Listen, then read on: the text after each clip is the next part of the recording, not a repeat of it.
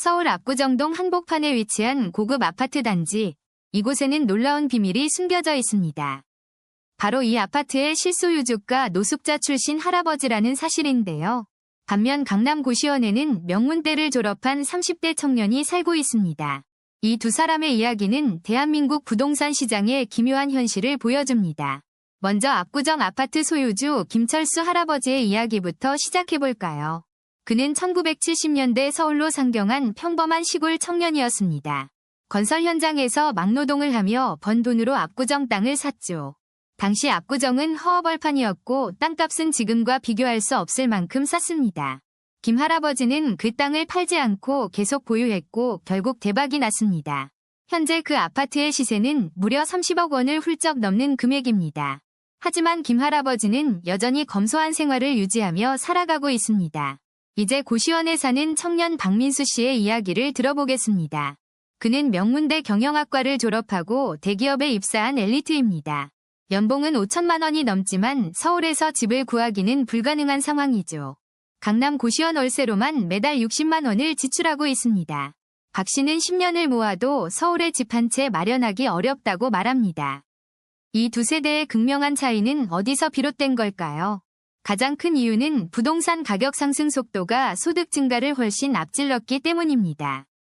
1970년대에는 평범한 노동자도 몇 년 모으면 땅을 살 수 있었습니다. 하지만 지금은 고소득 전문직도 서울 아파트 구매가 거의 불가능합니다. 통계청 자료에 따르면 서울 아파트 중위 가격은 10억 원을 넘어섰습니다. 반면 직장인 평균 연봉은 4천만 원 수준에 머물러 있죠. 집값 대비 소득 비율이 25배를 넘어서면서 내 집 마련은 꿈이 됐습니다. 김 할아버지 같은 경우는 타이밍이 완벽했던 행운의 케이스라고 볼 수 있습니다. 그는 서울이 개발되기 직전 저렴한 가격에 땅을 매입할 수 있었습니다. 반면 박 씨 세대는 이미 모든 것이 개발된 후 사회에 진출했습니다. 아무리 열심히 일해도 부동산 가격 상승 속도를 따라잡을 수 없는 구조죠. 이런 현상은 비단 한국만의 문제가 아니라 전 세계적인 추세입니다. 뉴욕, 런던, 도쿄 등 주요 도시에서도 비슷한 문제가 발생하고 있습니다. 하지만 한국은 특히 부동산에 대한 집착이 강해 문제가 더 심각합니다. 전문가들은 이런 세대 간 자산 격차가 사회 갈등을 심화시킬 것이라 경고합니다.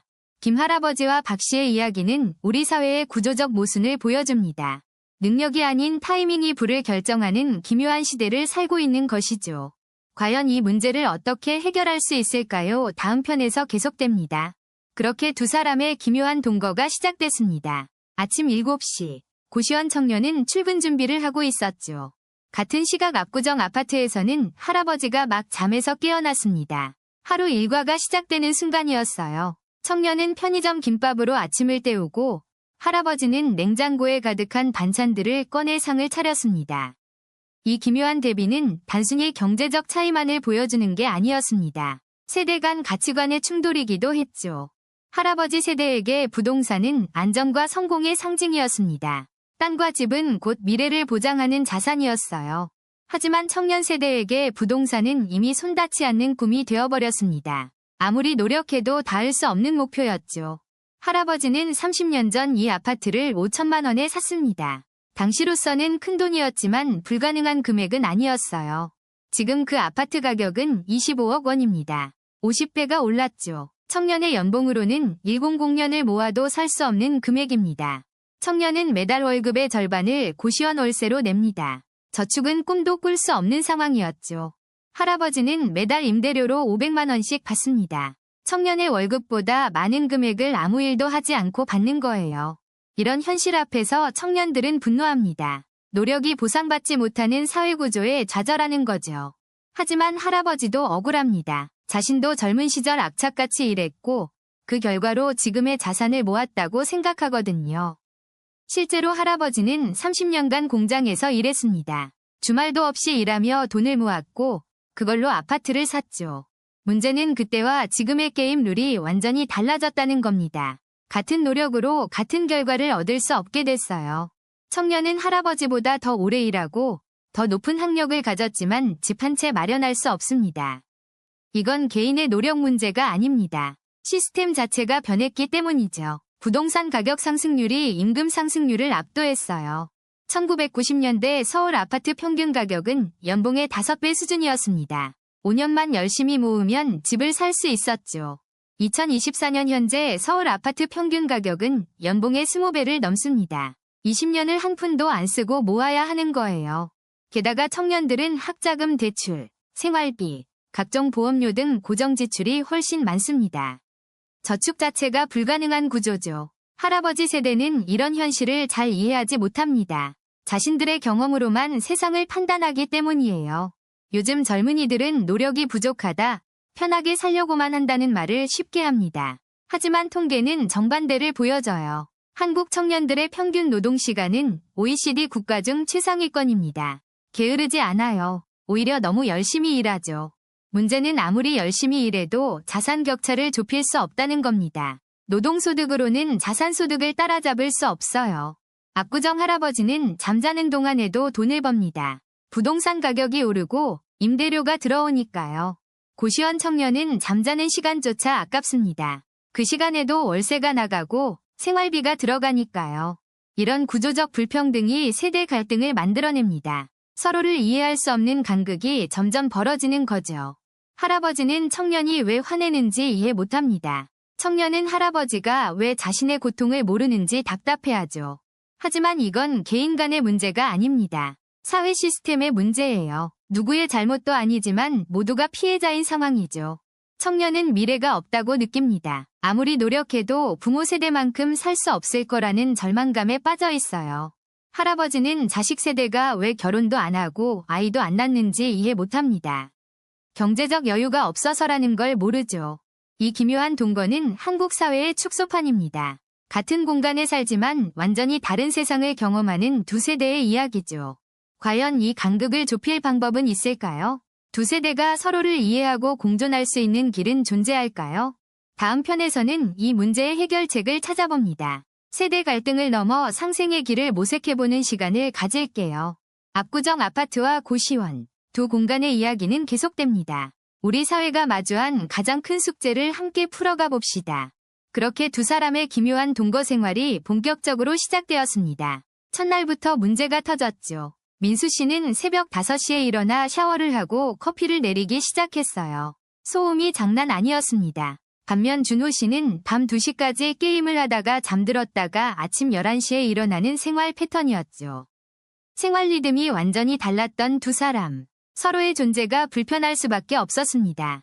하지만 시간이 지나면서 묘한 변화가 일어나기 시작했어요. 민수 씨가 먼저 다가갔습니다. 어느 날 저녁, 민수 씨는 준호 씨에게 자신이 만든 된장찌개를 한 그릇 건넸습니다. 처음엔 거절하려던 준호 씨였지만 배가 고팠던 터라 한 숟가락 떠먹었죠. 그런데 맛이 기가 막혔어요. 알고 보니 민수 씨는 젊은 시절 요리사로 일했던 경력이 있었습니다. 실력이 대단했죠. 그날 이후 준호 씨는 민수 씨의 요리를 자주 얻어먹게 되었고 두 사람은 조금씩 가까워졌습니다. 준호 씨도 민수 씨에게 도움을 주기 시작했어요. 스마트폰 사용법을 알려주기 시작한 거죠. 민수 씨는 카카오톡도 제대로 못 쓰는 디지털 문맹이었거든요. 준호 씨가 하나하나 가르쳐줬습니다. 은행 앱 사용법, 배달 앱 주문 방법, 유튜브 보는 법까지. 민수 씨의 세상이 넓어지기 시작했어요. 어느 날 준호 씨가 민수 씨에게 물었습니다. 어떻게 압구정 아파트를 갖게 되었냐고 말이죠. 민수 씨는 천천히 자신의 이야기를 꺼내기 시작했습니다. 40년 전 이야기였어요. 당시 25살이었던 민수 씨는 건설 현장에서 막노동을 하며 돈을 모았다고 합니다. 하루 16시간씩 일하고 밥값 아끼려고 라면으로 끼니를 때우던 시절이었죠. 그렇게 모은 돈으로 압구정에 작은 땅을 샀어요.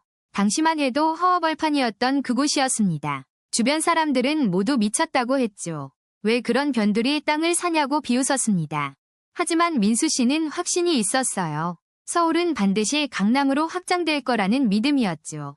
그리고 그 예상은 적중했습니다. 10년 후 그 땅 가격은 100배 이상 뛰어올랐어요. 민수 씨는 그 땅을 팔아 아파트를 샀고 그게 지금의 30억짜리 압구정 아파트가 된 겁니다. 준호 씨는 그 이야기를 듣고 깊은 생각에 빠졌습니다. 자신과는 너무나 다른 인생이었죠. 준호 씨는 명문대를 나와 대기업에 입사했지만 정작 자산은 하나도 없었어요. 월급은 꽤 받았지만 전부 생활비와 자기계발비로 나갔고 저축은 거의 못했습니다. 반면 민수 씨는 학력도 없고 좋은 직장도 없었지만 부동산이라는 자산을 만들어냈죠. 두 사람의 대화는 점점 깊어졌습니다. 세대를 넘어선 진솔한 이야기들이 오갔어요. 민수 씨는 준호 씨에게 말했습니다. 젊을 때 고생은 사서도 한다는 말이 진짜라고요. 자신은 배우지 못했지만 준호 씨처럼 공부 많이 한 사람들이 부럽다고도 했습니다. 준호 씨도 솔직하게 답했어요. 공부만 했지 정작 돈 버는 법은 배우지 못했다고 말이죠. 그렇게 두 사람은 서로에게서 배우기 시작했습니다. 나이와 학력을 넘어선 배움이었죠. 민수 씨는 준호 씨에게 절약의 지혜와 투자의 안목을 알려줬고 준호 씨는 디지털 세상을 열어줬습니다. 어느덧 한 달이 지났습니다. 두 사람의 관계는 완전히 달라져 있었어요. 이제 그들은 단순한 집주인과 세입자가 아니라 서로를 이해하는 동반자가 되어 있었습니다. 하지만 이들의 이야기는 여기서 끝이 아닙니다. 더 큰 변화가 기다리고 있었거든요. 다음 이야기에서는 두 사람에게 찾아온 예상치 못한 기회와 선택의 순간을 만나보시겠습니다. 이제 우리는 선택의 기로에 서 있습니다. 이 기묘한 역전 현상을 어떻게 받아들일 것인가요? 전문가들은 이 현상이 단순한 세대 갈등이 아니라고 말합니다. 구조적 문제라는 거죠. 부동산 정책연구소의 김 박사는 이렇게 분석합니다. 자산 불평등이 극단으로 치달았다고요. 압구정 아파트 한 채 값이 젊은 세대 평생 소득을 넘어섰습니다. 이게 정상일까요? 반면 청년들은 스펙과 능력으로 무장했지만 주거 안정은 꿈도 못 꿉니다. 이 두 세대가 같은 시대를 살아가지만 완전히 다른 세상에 살고 있는 겁니다. 그렇다면 해법은 무엇일까요? 먼저 세대 간 이해가 필요합니다. 노년층도 자신들의 자산이 노력만의 결과가 아님을 인정해야 합니다. 시대적 운이 크게 작용했다는 사실을 받아들이는 게 첫걸음이죠. 청년층 역시 무조건적인 비난보다는 구조 개선에 집중해야 합니다. 실제로 일부 압구정 노년층은 변화를 시도하고 있습니다. 자신의 아파트 일부를 청년들에게 저렴하게 임대하는 프로그램에 참여하는 거죠. 이씨 할머니는 3년 전부터 방 하나를 대학생에게 시세의 절반에 빌려주고 있습니다. 처음엔 낯설었지만 이제는 손주 같다고 말합니다. 세대 간 소통이 시작된 거죠. 정부 차원의 정책 변화도 필요합니다. 다주택자 규제를 강화해야 한다는 목소리가 높습니다. 동시에 청년 주거 지원을 대폭 확대해야 합니다. 고시원을 벗어날 수 있도록요. 서울시는 최근 청년 매입 임대주택을 늘리고 있지만 여전히 수요에 못 미칩니다. 전문가들은 최소 현재의 5배는 공급해야 한다고 지적합니다. 또한 상속세와 증여세 제도를 개편해 부의 대물림을 완화해야 한다는 주장도 나옵니다. 하지만 이는 정치적으로 민감한 사안이라 쉽지 않은 게 현실입니다. 그럼에도 불구하고 변화는 시작되고 있습니다. 청년들의 목소리가 커지고 있거든요. 소셜미디어를 통해 이 문제가 공론화되면서 사회적 관심이 높아졌습니다. 압구정 아파트 거주 노인과 고시원 청년의 대화 프로그램도 생겨났습니다. 서로의 삶을 이해하고 공감하는 시간을 갖는 거죠. 작지만 의미 있는 변화입니다. 한 참가자는 말합니다. 서로가 적이 아니라 같은 사회 구성원임을 깨달았다고요. 이 기묘한 동거 현상은 우리 사회의 민낯을 보여줍니다. 자산은 있지만 소득 없는 노인, 소득은 있지만 자산 없는 청년의 공존 말이죠. 이 문제를 해결하지 않으면 세대 갈등은 더욱 심화될 것입니다. 하지만 우리에게는 아직 기회가 있습니다. 지금부터라도 변화를 시작한다면요. 압구정 아파트와 고시원, 이 극단적인 두 공간 사이의 거리를 좁혀야 합니다. 그것이 바로 우리 사회가 지속 가능하게 발전하는 유일한 길입니다. 두 세대의 기묘한 동거는 끝나야 합니다. 함께 살아가는 공존으로 바뀌어야 하죠. 여러분은 이 문제를 어떻게 생각하시나요?